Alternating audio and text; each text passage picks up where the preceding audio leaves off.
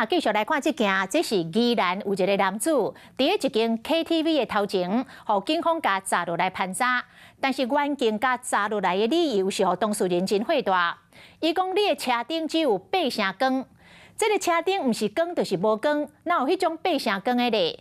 警员刷落来佫解喙，讲要做酒测，当事人真不满，决定要摕异议单，要来指控远景非法盘查。结果这个单远景嘛摕袂出来。警方这边是来回应讲，当时是因为男子的大灯无装倒，才会甲盘查。未来嘛要求远景爱查异议单，讲警方这边会过来检讨改进。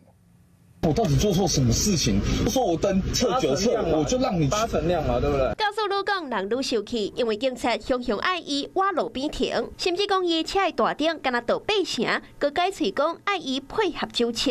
你无故盘查，我可以拿异单啊，觉得不公啊。那我现在跟你讲，就是因为这个灯的关系啊。风头异议单，远景山讲起，第一时间唔知免怎应，过程中甚至佮直接开驾驶的车门，互驾驶室真不满。不是，为什么你要开车嘛？好，那我把车门关起来，那你要不要出意见？这很扯哎。实在唔知影8成光的大灯是啥物意思。查甫人落车翕家己的车灯来作证，规件代志无3分钟，酒测结束了后，远景才放人。代志都发生伫咧16号半暝啊，宜兰县宜兰市中山路3段某一间 KTV 的头前，民众感觉家己无代无志，就去互警方临检。车头灯单边疑似没有亮，担心行驶安全，警方请其出示证件，仍旧不配合所以警察职权行使法规定请其下车接受盘查所以才有开启灵敏车门。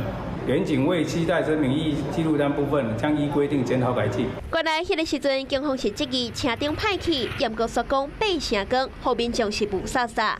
若针对民众讲要摕异议单，又搁摕袂出来，为民铺上网络，嘛互网友学了讲，又搁学一步，袂互远景会当凊彩执法归东。